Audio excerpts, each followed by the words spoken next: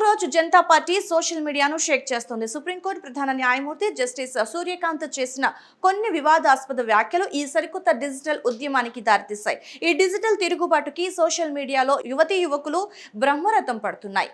అయితే ఇన్‌స్టాగ్రామ్ లో cockroach Janata party account కి గురువారం నాటికి 10.5 మిలియన్స్ 1,50,00,000 ఫాలోవర్స్ వచ్చారు. ఓ కేసు విచారణ సందర్భంగా సీజీఐ జస్టిస్ సూర్యకాంత్ యువతపై వివాదాస్పద వ్యాఖ్యలు చేశారు. ఉద్యోగాలు లేని యువకులు బొద్దింకల్లాగా తయారవుతున్నారన్నారు. వీళ్ళందరూ ఆర్టీఐ కార్యకర్తలుగా మారి వ్యవస్థలను విమర్శిస్తున్నారంటూ వ్యాఖ్యానించారు. ఆయన చేసిన వ్యాఖ్యలు సోషల్ మీడియాలో వైరల్ అయ్యాయి. ఇప్పటికే దేశంలో పెరుగుతున్న నిరుద్యోగం, పేపర్ లీకేజీలు, ఆర్థిక ఇబ్బందులతో అసంతృప్తితో ఉన్న యువతకి ఈ వ్యాఖ్యలు తీవ్ర ఆగ్రహాన్ని తెప్పించాయి.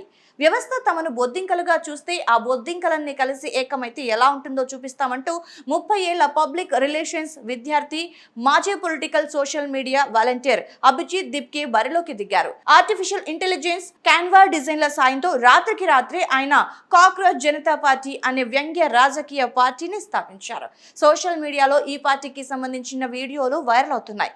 తమను తాము సోమరులు, నిరుద్యోగుల గొంతుకగా ప్రకటించుకున్న ఈ కాక్రోచ్ జనతా పార్టీ తమ సిద్ధాంతాన్ని సెక్యులర్, సోషలిస్ట్, డెమోక్రటిక్, లేజీ అంటూ పిలుచుకుంటోంది. అంతేకాదు ఈ పార్టీ ప్రత్యేకంగా ఓ వెబ్సైట్ కూడా ఏర్పాటు చేసుకుంది. ఇందులో పార్టీలో సభ్యత్వం పొందేందుకు కూడా కొన్ని అర్హతలు పెట్టారు.